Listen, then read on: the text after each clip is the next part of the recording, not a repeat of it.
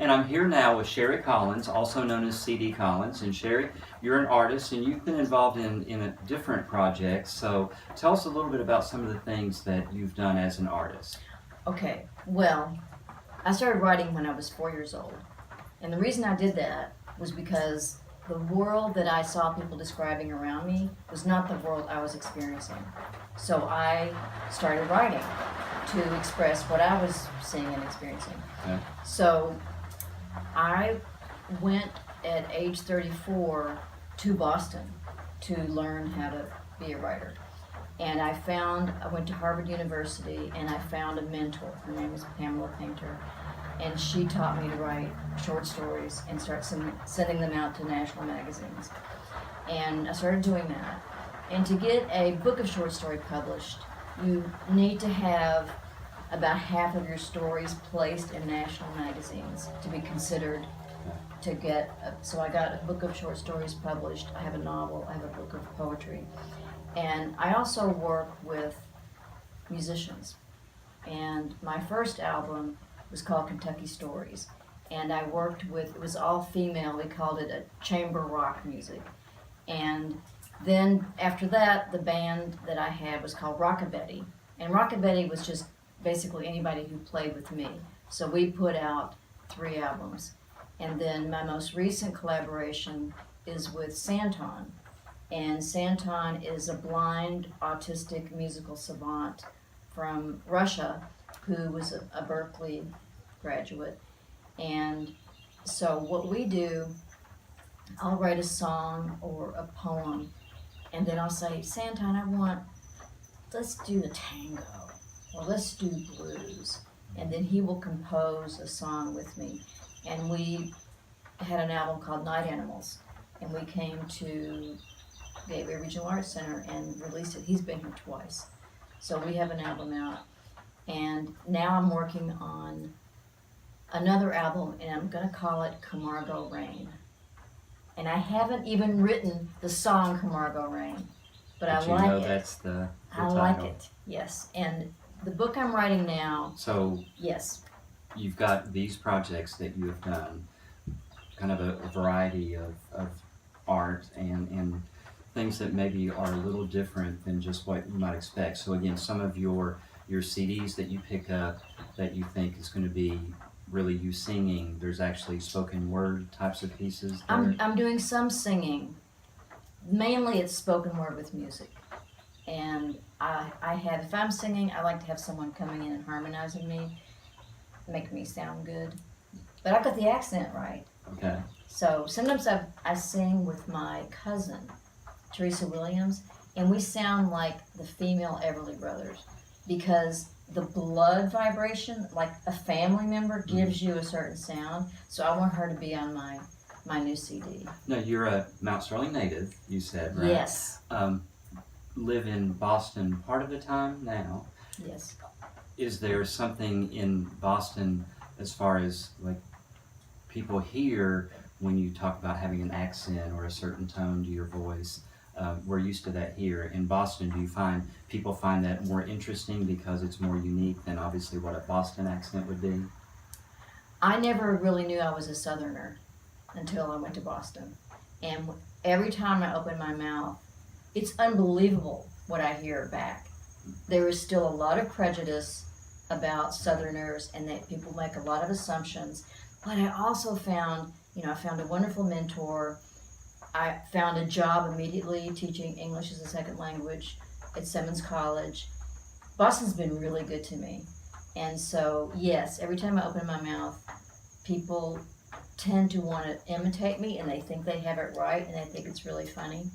So, but I love Boston and I really love Mount Sterling and I love our stories and I love our people and I'm thrilled that the town is coming back to itself. Well, so we were talking about Mount Sterling, the stories. You started out writing, and that really brings us to why we're here talking to you today, that you've got a brand new venture that you're working on right now. So tell us about that. Okay, so I had this idea that I wanted to do something that would be lasting, something that was the opposite of quick and digital. and disposable. So I'm writing a book of stories and personal essays about Mount Sterling, Montgomery County in Kentucky, and it's going to be hand printed, leather bound, soft leather, and it's going to have original art in it. I'm going to have photo collage and have original prints in it. So when I do the presentation, when the book comes out, I will have, I hope in the gallery I can have a showing of the art and maybe even some of the equipment that was done for the printing and art making. So when you're talking about the gallery, obviously this isn't the internet type of putting it on an iPad and you scroll through it and then you're done with it. You're actually talking about something you can hold in your hands, you can experience, you can feel. This is obviously something that is a little more expensive than just putting a PDF on an internet site and letting people read Yes, it. sir. So tell us about some of the support that you're getting, because you mentioned the gallery. You're talking about Yes. the gallery at the Gateway Regional Arts Center that you plan to do a presentation there when Yes. it's published. Yes, I'm getting a grant from the Gateway Regional Arts Center, and I have to come up with matching money for that. So I am fundraising now to, it's expensive to make a book like this, and not everyone does that. I've been looking, I wanted a Kentucky artist, I still would like that, but I had to look all over the country and find people who would do the printing and then who would do the binding. My great-grandfather, Whitney Ward Tipton the First, did a book, and it's the Tipton family. And this genealogy, he printed, I think, 1,000 copies, and it is a collector's item. And I don't have a copy, and hardly anybody in my family has a copy. And I begged the Mount Sterling Montgomery County Library to please lend me this, because they don't even lend this out. Wow. Yeah. And for today, so they were kind enough to let me borrow it. But I'm following in Pa's footsteps. I was there when he was writing this book on the typewriter, and so I feel like and it's handmade. I feel like I'm kind of following in his footsteps. Give me an example of one of the types of stories that you plan to include that can then maybe get somebody thinking about, they might have a story that would be interesting for you to include. Okay, well, yes, you can contribute in two ways. If you want to contribute financially, you can put money in my hot little hands, and I'll put it in a dedicated account. Okay. You can donate at the Art Center and have it be tax deductible. And for example, one of my stories is 1964. I'm a freshman in high school, and I live out on the Pruitt Pike. I get on the bus.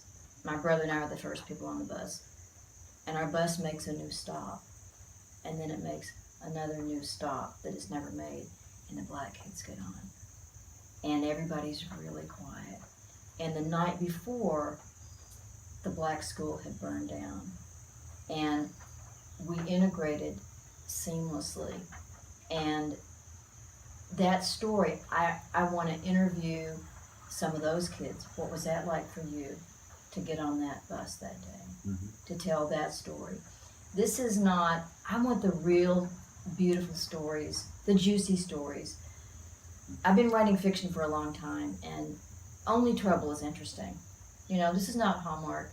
I want the stories. And so please get in touch with me and tell me a story. We can change the names, we can do whatever. But I love the richness and the variety. Last week I met a man who bought a Mustang from Oregon and bought a Kentucky farm so it could be free and live its Mustang life.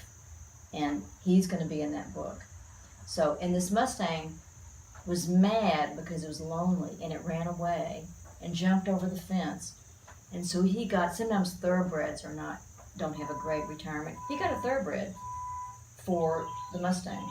And so I'm writing about Ty the Mustang. So you talked about the story from the 60s there, but this isn't a history book that you're writing. So the stories can be newer stories, but it's not the facts and the history that you're really focusing on. It sounds like it's more the personal stories that you really want to include. Yes, the human stories, the interesting stories, the stories that taught us something or failed to teach us something. It's expressly not a historical book. And when I write fiction and I write essays, it's really important to get those details correct if I am referring to something historical. So I do a lot of research when I write. But these are just stories that people know about anything. And I want any age can call me or email me and say, I've got a story. And I will collaborate with them. They can write it and give it to me, or I'll go out and collaborate with them. I'm helping one man right now revise his story about coal, how he grew up with coal. Mm-hmm. And so it's not a history book, but don't be afraid of it. Just, I'll help you write it. I don't want anything that's been published before. It's not an anthology of Right. republished stories. So it has to be an original story, a fresh story, a story nobody's heard would be great. Well, and there are a lot of those out there. There and are. Again, people shouldn't just assume, well, my story isn't good. And as you said, they don't have to sit down and write this story. This is a case where they could get in contact with you and you actually help them Yes. with that part of it. Yes. And so they could tell you the story and let you put it into the actual book format. Yes, and it'll be a collaboration. It would be as told to CD Collins. Uh-huh. And then they can also, I'm going to let them see the story. And if I've got something wrong, we're going to fix it. They can write a draft, and I'll work with the draft. That's what I'm doing with a couple of people. Uh-huh. But I've got some interesting responses. I advertise this in the paper and on the radio, and if you're going to do it, come on and do it, because I've got to finish this book. I'm about 2/3 of the way through. Good. Well, tell me a little bit about, you mentioned again this experience, this feeling, and it's going to have artwork in it. Describe a little bit about some of the art that you envision including in this project.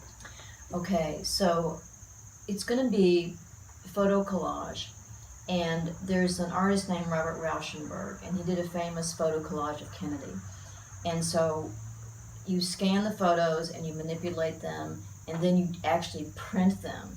And so each time you print them, you have to put a new coat of ink on it. So that limits how many colors I can use. Mm-hmm. So it'll be 2 or 3 colors. I had an artist over here last week from Boston, and he's doing a painting of the Hudson family. And they have a really interesting history. And a photographer, Mike Hansen, is coming over on Sunday, and we're going to do another photo shoot of the Hudson family. So they have a great story. And then we will use kid pictures of theirs and of their parents, and then use this portrait. And then James Blandini will finish the oil painting of them and have that in the spring when we do the show. That'll be part of the show. Well, Cherie, this is, again, something where you're not talking about a mass-produced thing. This is going to have a limited production run, Yes. which is going to actually be, when someone gets a copy of this, it's like they are going to actually have original art in their Yes. hands there. So it sounds like you get, again, the stories that you can read, but you're going to have artwork that you're going to be able to see and experience. And a keepsake, really, that you're going to want to have on it's not going to be the coffee table book that just sits there Right. that nobody ever picks up. This is something that when people come, they're going to pick up, they're going to be looking at it. Yes. And smelling it. And using it, And yeah. touching it.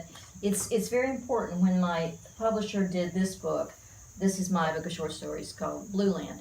And when I was talking to the book designer about the book I wanted, he said, I've seen your artwork and I really like it. The man who did this picture, it looks like a real Kentucky picture. It's actually a picture taken in Canada from a passing car. And I like the motion in it, because sometimes people think of Kentucky as like the flyover area, and they think they know what's going on down here, Mm-hmm. but they don't. And we're going to tell them in our stories. I was talking to the book designer, and he said, what's the font? And I said, it's Centaur. And he went, Centaur. That's the most beautiful font ever made. So this is the kind of man I want to be designing a book with. Is somebody who can appreciate every little thing. This is offset print. And offset, it's a very subtle difference, but it's imprinted into the paper. And you might not really notice it, but you can feel it. Mm-hmm. So I want the quality of the book to be really good. I want the leather to be soft. I want the spine to be round. It's going to be beautiful. It's going to be called The Big Little Town. So that's us. the name of the project. Yeah, The Big Little Town. Well, and we are here just a few steps really from downtown Mount Sterling. But if you look around, it's almost like a different world because you've created a retreat here. And now this is your home here is one that you saw and fell in love with at a very early age. Yes, I put this farm was sold at auction. I was 16, and I put a down payment on it at 16 and paid for it over the years, and have hung on to it with my poet's salary. And I'm trying to make it a wildlife sanctuary in my parents' honor, Henry Collins, Lula Collins, and here they are, right here. Gorgeous couple, hard to live up to, and a wildlife sanctuary. And I've also worked on the invasives. And I had a forest manager come out, and I said, if there's one thing I should do, what should it be? And he said, well, you've got 6 acres of bush honeysuckle and ailanthus trees and multiflora rose. And I said, oh, that isn't good. And he said, it's not good. It's terrible for wildlife. So I've just spent the last 7 years with some grants and Ray Oney, my hero, cutting all that down and clearing off the space. I also redug my pond. And if you do these things, the wildlife comes. I don't know how they know, but the birds come, and so everybody's here. So Cherie, we're here talking with you at your home in Mount Sterling, and looking around, it really does give you that feeling of an artist retreat. You can be on the porch, you hear sounds of nature. It was raining a little bit ago on the tin roof. I mean, just things that people just don't experience anymore. And central heating and air is great, I'm sure, but just having a place where you can kind of be in nature, or if you want to write, create music. And one of the good things about this is you actually do rent this place out sometimes. I do. It's on Airbnb. It's called the Savannah Retreat. And this house is built in the 1890s. It was the first house on this road and the last farm on this road. And I am very proud of that. This is called East Lake. It's an East Lake style. It's a Victorian cottage, it's called. And yes, I do have, I have it on Airbnb. I have guests who are painters, artists, or just people who are coming to a wedding or something. And I've had businessmen come here. So it is the Savannah Retreat on Airbnb. And you did do a little renovation because you're going to have guests staying here. Yes. So one of the ones you did is just amazing in that there's a brand new bathroom, but if you see it, it looks like it may have been the first thing that was ever here in the house. I know. Thank you again, Ray Oney. I had a walk-in closet, and I have one bath. It's beautiful with a very long clawfoot tub, and I thought if I had a second bath, it would really be great for someone to stay here and have a private bath. And so Ray took the barn wood from part of the barn that was falling down, and I found a claw-footed tub in Cincinnati, put it in my car, and we made a second bathroom. So I'm proud about that. That's nice. Well, just thinking of where this is located, just about 15 minutes at most from the Mountain Parkway, and then only another 10 miles to the main exit where people go to either Natural Bridge or to the Red River Gorge area. And you know, there are some people who like to do that and they like to pitch their tent and stay out there, and there are others who like to go hike and enjoy the scenery, but also like a good cup of coffee in the morning, a place to eat. And so this would be a perfect place for folks who want to come and actually have a bed, be able to go into town and get a cup of coffee or eat, and then again in less than 30 minutes be hiking in a really beautiful part of the country too. So or again, maybe never leave the house and just hang out and play some music, create some art. I had a man that came here for 3 months, Jeff Ruby, and he wrote a whole draft of a book here, and then he sent me the book and acknowledged the Savannah Retreat in it.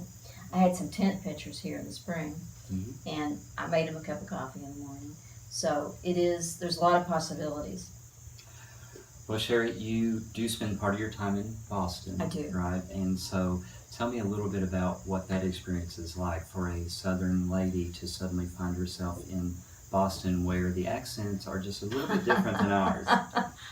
I didn't have any idea I was Southern until I hit the Boston area, and I found out. And I was amazed at the amount of stereotype that still exists about Southerners. And so I found myself in my writing being an ambassador and explaining some things to people that they don't understand. And I feel like that's kind of a mission at this point.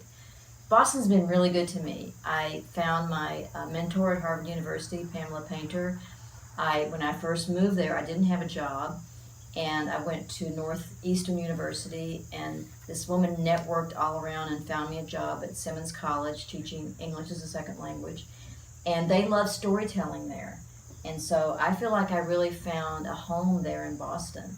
And there's a film company, Media Working Group. They're making a film about me called Native Daughter. And part of the question of the film is, can you go home again? You know, I left when I was 34, and that's really where I became a writer, was in Boston. And now I've come back, and I'm trying to bring my farm back, and I'm just thrilled with Mount Sterling and how we're growing and what the Art Center has done and what Daniel King has done. There are a lot of movers and shakers in this town that I'm just thrilled to go down there and see that things are happening. And I want to participate in that and contribute to that. And this book is like a love gift to my town that I love. And I know people like stories, the real stories. Like, what's the real story? And so that's what I want to offer. Something that's going to last, something that you want to treasure. Well, Cherie, we're glad that you're back at your home here in Kentucky, and we definitely appreciate your sharing it with us here. Tell us about, if people want to pick up one of the books that you mentioned, one of your CDs, how can they do that? They can go downtown to 101 East Main Street to the Gateway Regional Arts Center. They have I've got 3 books and 5 CDs there. I always carry in my knapsack superstore. If you see me in town, you can buy one from me. You can get it through Amazon on my website. And in the meantime, if you do have a story, please let me know. And you're posting some of the progress that you're making on the book on your website as well? I am.